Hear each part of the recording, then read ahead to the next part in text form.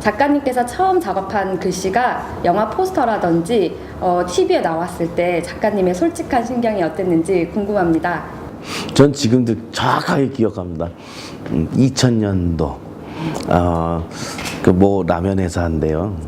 거기에 그 글을 처음 쓰게 됐던 기억이 납니다. 근데 그게 정말 어떤 진짜 꼭 될 거야 막 이런 간절함보다는 정말 공부하는 차원에서 이렇게 한번 작업을 해봤던 것이 운이 좋게 그게 출시가 됐어요. 그러니까는 갑자기 TV에 나오고 신문 잡지에도 그게 나오고 마트를 가도 하다못해 그게 마트 진열장에 그 제품이 나와 있고 그러니까는 정말 잠도 안 와요. 너무 기분이 좋고 세상 밖에 뭔가 내 글씨가 이렇게 펼쳐지고 나온다는 것이 진짜 너무 기분 좋았던 그래서 이랬던 기억이 나요. 가방에 배낭에 그 라면을 가득 채워서 네. 메고 다니면서 사람들을 만나면 이렇게 명함을 주고 인사하고 하잖아요. 저는 그걸 하나 꺼내서 제가 썼어요 그랬어요. 그러니까 그만큼 너무 기뻤던 그래서 엄청난 포트폴리오를 가방에 넣고 뿌리고 다니신.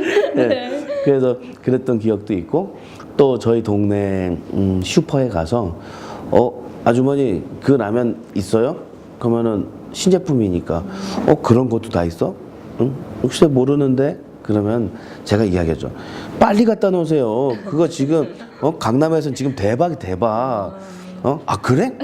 그러면서 갖다 놓고 그 옆에 가게 가서 또 똑같은 얘기를 해요. 제가 이제 홍대 앞에 오래 살았기 때문에 그 일대 슈퍼들을 다 돌아다니면서 똑같은 얘기를 합니다. 빨리 갖다 놓으라고. 그래서 아마 매출 좀 올랐을까 했는데 그게 참 맛은 없더라고요. 그래갖고 그때 한딱 여름철에 나왔다가 그 다음부터는 구경할 수가 없습니다. 그래서 정작 많이 나눠줬지만 제가 그 샘플 하나를 못 갖고 있어요. 보고 싶습니다. 그 제품이. 글씨만 잘 쓰시고 매력적이신 게 아니고 네. 마케팅에도 엄청나게 능하신 아니에요. 것 같은데요? 아니요. 마케팅이라는 건 따로 이렇게 공부해 본 건 없지만 내 거다. 그리고 내가 너무 기뻐할 수 있고 행복할 수 있는 일이라면 그거를 위해서 최선을 다하다 보면 그게 어떻게 보면은 요즘 이야기하는 뭐 마케팅? 근데 저는 그런 전문 그게 아닙니다. 방금 뭐 이런 마케팅을 잘하시는 것 같다라는 얘기를 했는데 갑자기 궁금한 질문인데요. 작가님만의 상업캘리 시장에서 살아남을 수 있는 나만의 노하우가 살아남을 수 있다면? 있는 참 글쎄 그 얘기는 영업 잘하는 방법 얘기하는 거 아니에요? 근데 또 표현이 그렇지 그랬던 것 같아요. 그냥 신뢰를 지키는 거. 그 신뢰를 하면 그러니까 지금 올해로 제가 캘리그래피를 시작한 지 횟수로 이제 18년이 됐어요. 근데 초창기에 정말 시작할 때부터 이렇게 막 모든 작업이 뜻대로 다 되는 건 아니었을 거잖아요. 물론 고비도 많고 내가 진짜 뭔가를 간절하게 이야기하는데 그 말을 귀 기울여 주는 사람들도 없었고 그런데 그 안에서도 귀를 기울여 주는 그런 사람들이 있었습니다. 그런데 그분들과 같이 이야기하고 또 서로 간에 또 신뢰를 지켜갈 수 있고 서로를 존중해 갈 수 있는 왜냐면 그 친구들도 디자인 초년생이었고 저는 캘리그래피에 진짜 유치원을 들어간 것 같은 그러니까 그렇게 같이 발걸음을 시작했던 그런 친구들 또 선후배들 이런 분들이 지금 18년이라는 세월이 흐르니까요. 어떻게 보면 그때는 디자인계에 정말 어린 학생들이었지만 지금은 한 회사의 대표님들이 돼 계시고 무슨 큰 회사의 이렇게 임원들이 돼 계시고 그러니까 그 진실에 대한 신뢰가 이루어지다 보니까 우리 이 프로젝트의 글씨는 얼마짜리 누구를 써라가 아니라 그래도 진실과 신뢰를 갖고 성장해 온 걸 다 본 이상현 작가가 이 우리 거에 글을 써줬으면 좋겠다.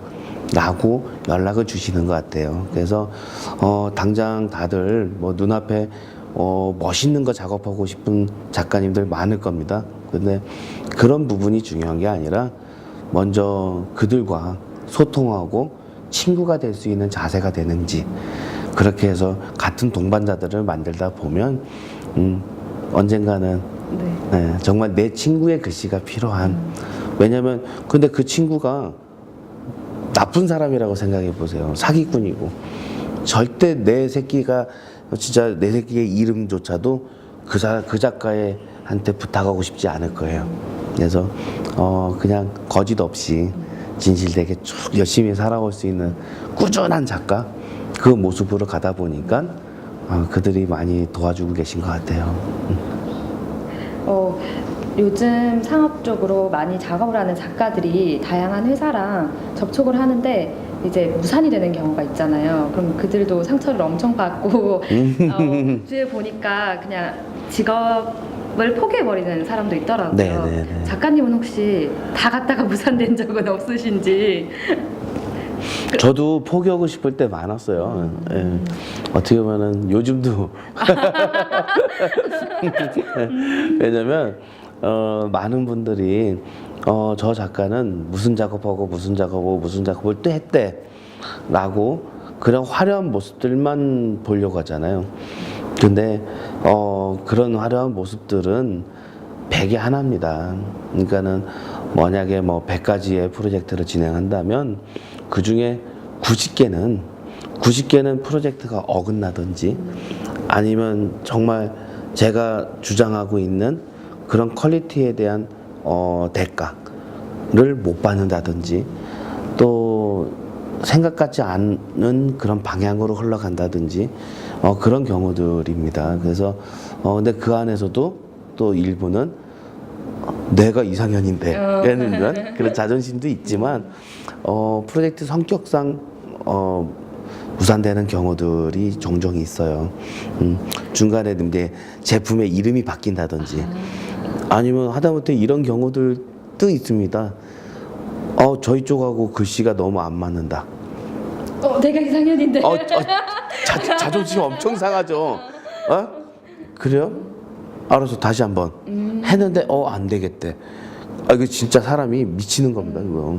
그래서 무조건 제가 글 하나 쓴다고 다 되는 게 아니라 클라이언트와 충분한 교감하고 또 소통할 준비가 되어 있는지, 그러면서도 몇 번이고 분 내려치고 싶은 생각도 많지만 처음엔 너무 속상해서 잠도 안 와요.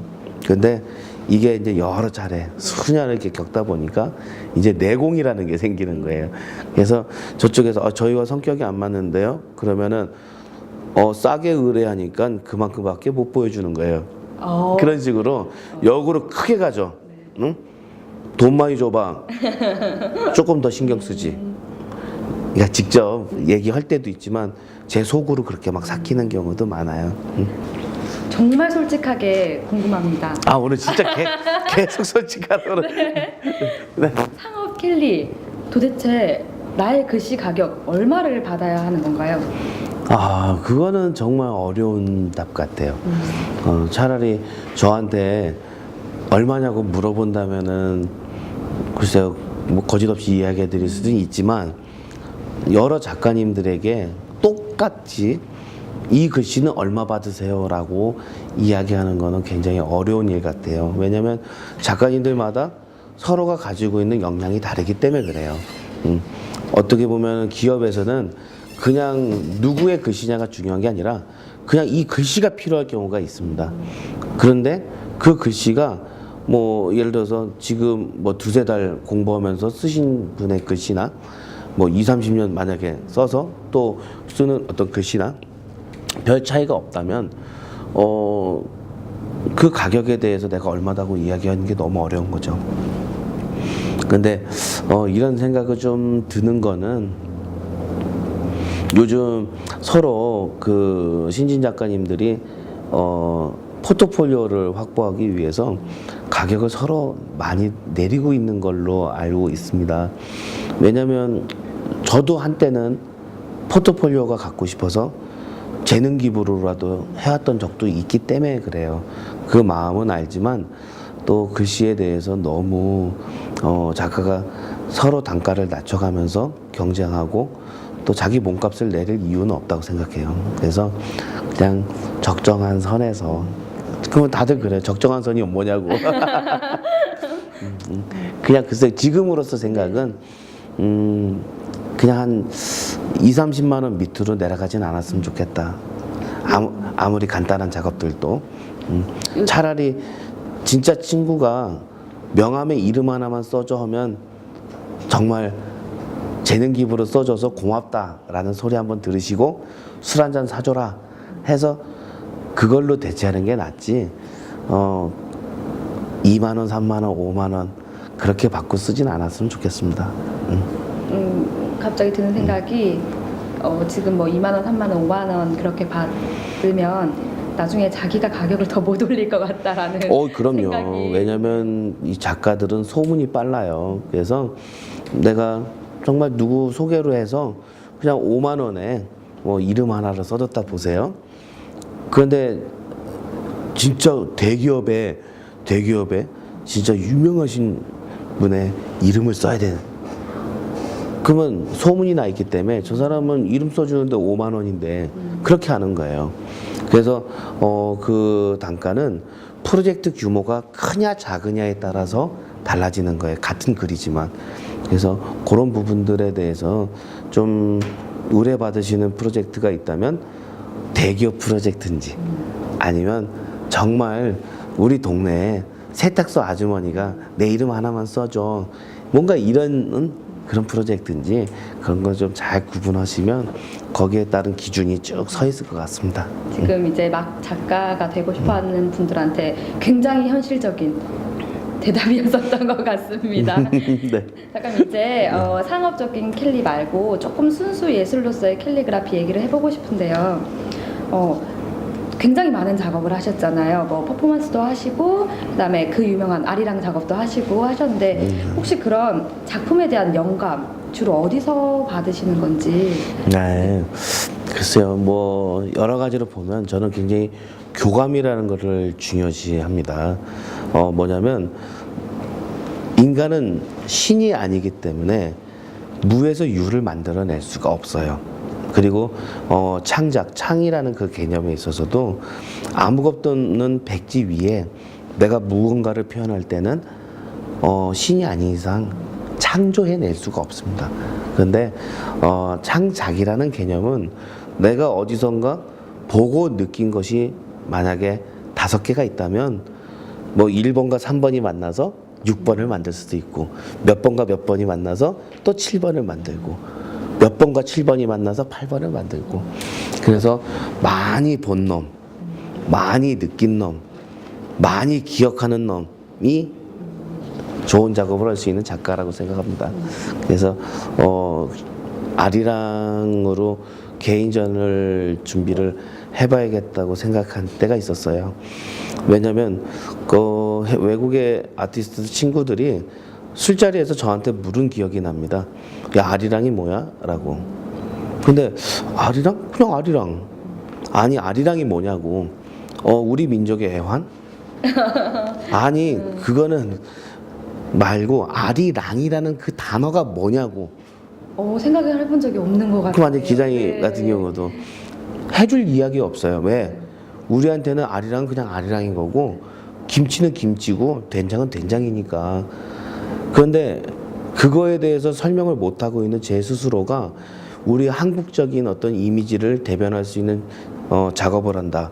그런 작가다라고 이야기하면서 정작 아리랑에 대해서 우리가 이야기를 못하고 있다라는 게 또 제 스스로한테 너무 답답했던. 그래서 수년 동안 아리랑이 무엇일까에 관심을 갖고 막 찾아다녔었어요. 예를 들면 아리랑의 가장 시작을 알렸던 그런 본조 아리랑이 정선 아리랑이거든요. 그래서 정선에 가서 아리랑도 직접 배워보고 아리랑이 처음 시작됐던 정선의 아우라지라는 강이 있어요.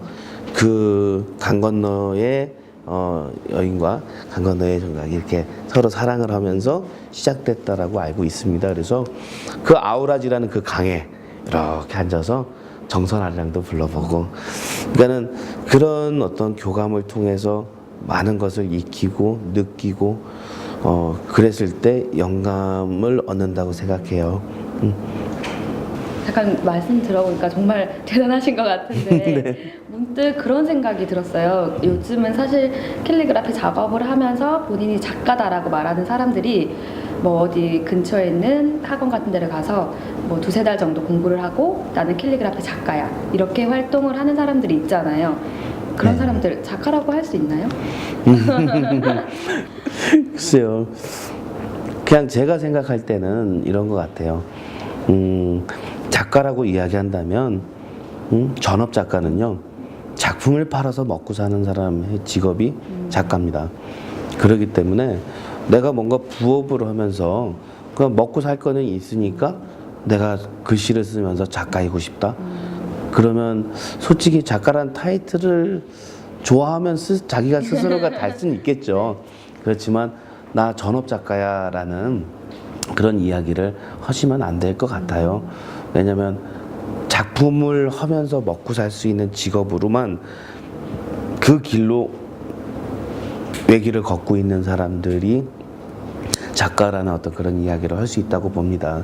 그러니까는 뭐 어디 이렇게 교육을 하는 곳에서 뭐 2-3달 정도 공부하셨다 그러면 이제 걸음마를 하셨다 생각하면 되고, 그런 과정들에 대한 어떤 공부나 이런 경험들을 또 전시 무대에 내 작품을 한 점 정도 그래도 좀 내볼 수 있는 경험도 좀 쌓아보시고, 무대에 서볼 때 또 그 무대 위에서 설렘이라는 게 어떤 건지 그거를 좀 느껴보실 수 있다면 그 순간부터 작가의 길로 들어서시는 거겠죠.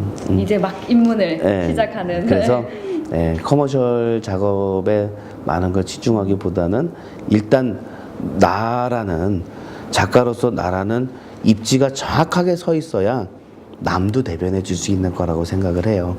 왜냐면 나도 정체성 없이 흔들리는데 내가 어떻게 누구 걸 대변해 줘요. 그래서 일단은 나라는 어떤 가치를 또 자존감을 정확하게 잡아주고, 그러면서 내가 바라본 시선에서 저 영화는 어떻다. 그래서 그 입장을 대변해 주는 역할. 그래서 요즘은요, 무슨 그런 프로젝트를 의뢰받고 있는 갑을관계 이런 개념이라고 이야기하지 않습니다. 그래서 저는 영화 무엇과 이상현이 콜라보레이션을 진행했다라고 이야기해요. 그래서 예전에는 비즈니스 관계의 모습들이 한때였다면 요즘은 작가 이상현과의 콜라보레이션. 네. 그렇게 표현하고 있습니다. 그 캘리그라피 작업 중에는 또 요즘에는 퍼포먼스를 많이 하시더라고요. 뭐 무슨 행사 같은 데 가보면은 이렇게 큰 붓을 들고 하시는 네. 경우를 봤는데, 혹시 작가님께서 그렇게 큰 무대에서 퍼포먼스 한 이야기를 독자들에게 들려주신다면? 그랬던 것 같아요. 초창기에 아까도 말씀드렸지만 초창기에 대중과 소통하기 위해서 디자인 문화와 소통해왔고요. 그러면서 파인아트라는 전통 서예에서 또 벗어나 있는 그런 어떤 탈서예, 현대서예라는 어떤 개념을 두고 저만의 어떤 서예의 이미지 표현을 도전해 왔고, 그러다 보니까 또 미디어 아트라는 그런 부분에서 하나의 또 장르를 만들어 가고, 그러면서 공연 예술이라는 그런 부분으로 퍼포먼스라는 것입니다. 그래서 퍼포먼스는 2007년도부터 지금까지 줄곧 해왔던 것 같고요. 어떤 대상과 내가 좀 커뮤니케이션 하면서 소통하는 이야기들을 감상자한테 보여주고 들려주는 거죠. 근데 요즘 보면은 이렇게 테이블 위나 바닥에 종이 펴놓고 글씨를 이렇게 싹 쓰면 다들 퍼포먼스라고 이야기하는데, 저는 조금 생각이 달라요. 그거는 서예 쪽에서 이야기하는 그냥 시연, 휘호인 것이지 퍼포먼스라고 이야기하고 싶지는 않습니다. 퍼포먼스는 그 작품을 표현하기 위한 정확한 작가의 정체성이 있어야 돼요. 음악과 붓끝이 같이 소통해서 춤을 춘다든지, 또 작품 표현에 대한 메시지로서의 교감이라든지, 그래서 그것이 관객과의 같은 호흡 이런 것들에 대한 하나의 어떤 연출이 필요한 거거든요. 근데 그냥 이렇게 종이 펴놓고 혼자 이렇게 싹 써놓고 아 내가 퍼포먼스 했대. 글쎄 그건 아직 조금 부족한 표현 같기도 하고 그래서 대중들에게 우리 묵향을 가장 가까이 맞게 해줄 수 있는 게 무엇일까가 디자인이었다면 이제는 정말 관객 앞에서 내가 현장에서 묵향을 한껏 맡을 수 있는 그런 어떤 퍼포먼스들의 표현. 그래서 지금 이제 서예라는 전통 예술이 디자인으로 통한 또 상업 예술로 우리가 이해하고 있었던 그런 디자인 서예가 있고 또 영상 미디어로 보는 미디어 서예가 있고 또 공연으로서 보여주는 퍼포먼스 또는 이제 설치 미술에 관련되어 있는 조형 예술까지 정말 다양한 분야로 이렇게 확산되어 오는 것 같아요. 그래서 지금 1세대라는 좀 무거운 좀 이렇게 짐을 얻고 있는데요.